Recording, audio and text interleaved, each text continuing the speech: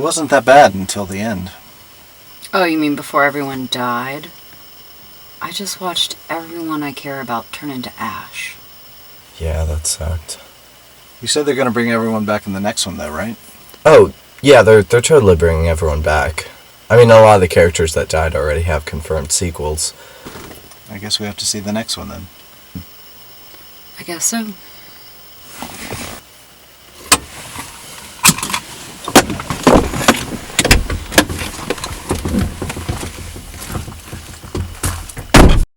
I'm going to say a lot of bad things about Avengers Infinity War in this video, so before I start doing that, I'd like to say some nice things. The acting is great, the visual effects are excellent, the jokes are funny, and the movie benefits from having clearly established stakes that motivate the story. And then there's Thanos. He's complex. He has clear motivations. That's more than I can say for most Marvel villains. But then there's the way the movie treats him. He becomes, in a way, too complex. And then he snapped his fingers. And because of that, Avengers Infinity War is the most dangerous movie ever made.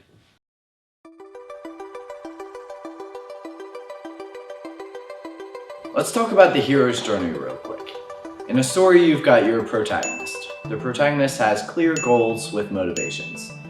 As the story progresses, the protagonist is faced with obstacles that come from the antagonist. However, they eventually overcome these obstacles and succeed in their goal. So, why am I talking about this? Because Thanos is the protagonist of Infinity War. He has a clear goal with motivations that come from his backstory. He faces and overcomes obstacles, and in the end, he's the one that wins. The Avengers are the antagonist. So, what does this mean? It means that, in a way, the movie is justifying Thanos' actions. Or at the very least, it isn't condemning them. The only moral of the story here is that killing half the universe is okay. But hey, don't you like movies with complex messages? If you're going to make a movie that has no positive message and repeatedly shows violence, death, and torture, I'm okay with that, but for the love of God, go work for DC.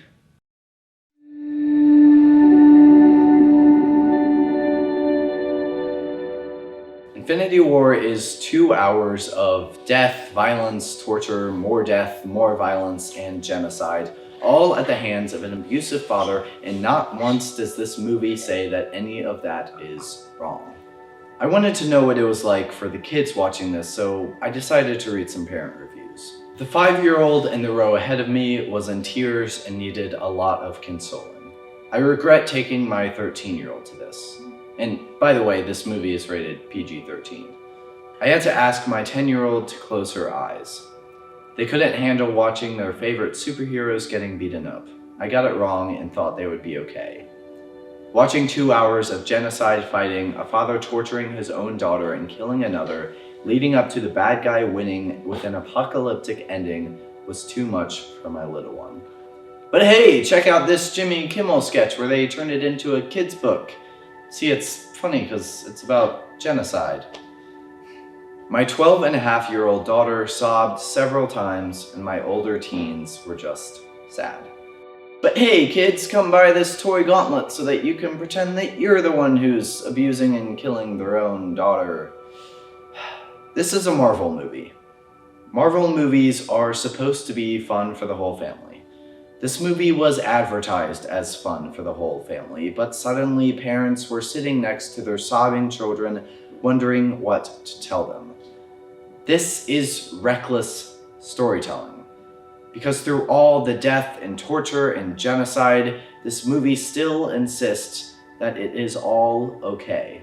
But they're just kids. They're not thinking about deeper meanings and messages and stuff. There are two options here. Either this movie does have a message or it doesn't. If it does, then the message of this movie is that abuse, torture, and genocide are all okay. But if it doesn't have a message, then it's still just as bad. Why? Because of desensitization. I don't normally have a problem with action movies that are marketed towards little kids, Because even though they show violence and death, they always have some kind of positive message. The good guys win at the end, and the kids have a positive role model to look up to. This is how movies can avoid desensitizing little kids to violence. But Infinity War doesn't do any of that. This movie forces us to empathize with a mass murderer who ends up winning. If there's any movie that should be seriously concerned about desensitization, it's this one. I remember waking up the morning after. I thought that this would be the day that Marvel's reign ended. Surely people would call them out on this. Surely Marvel wouldn't get away with having an ending like this.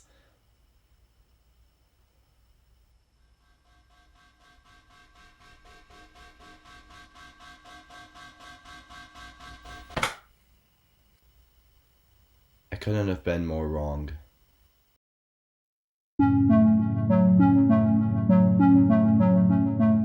There are plenty of good reasons why virtually everyone I know loves this movie.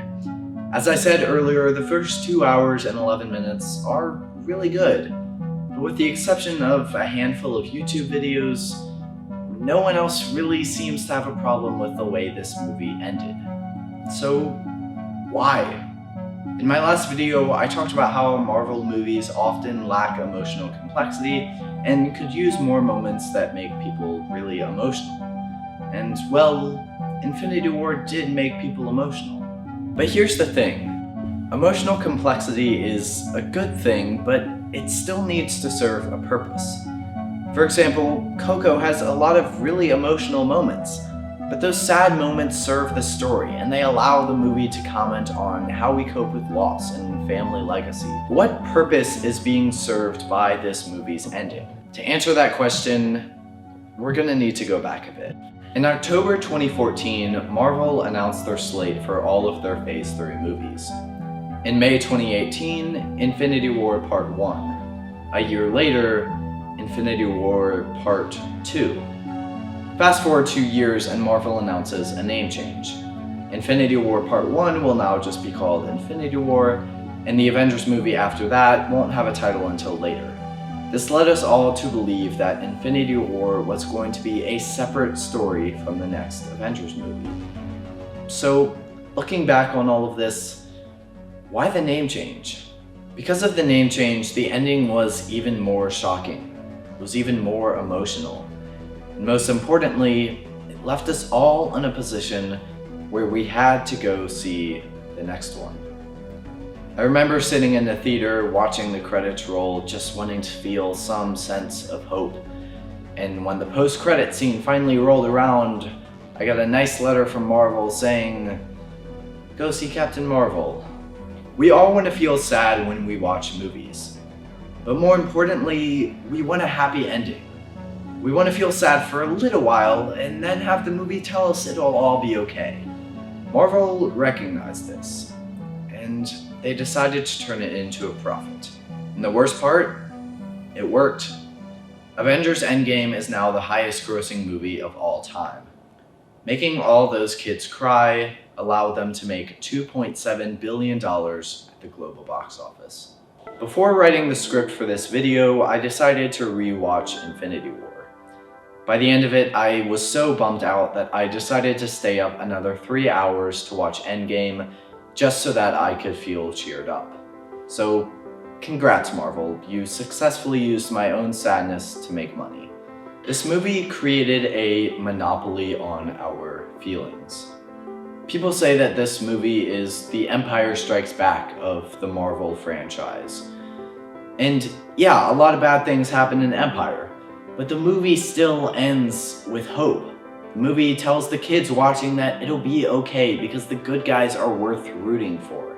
Now, before I go any further, I want to say that speculation is never a valid form of film criticism, so I'm not saying with 100% certainty that Marvel made kids cry for the purpose of making money. Maybe they just wanted a cool cliffhanger. But even if this is the case, they still forgot about the kids. They forgot that a cliffhanger isn't worth it if it desensitizes little kids to genocide and violence. At worst, this movie is a morally corrupt cash grab. At best, it's just morally irresponsible.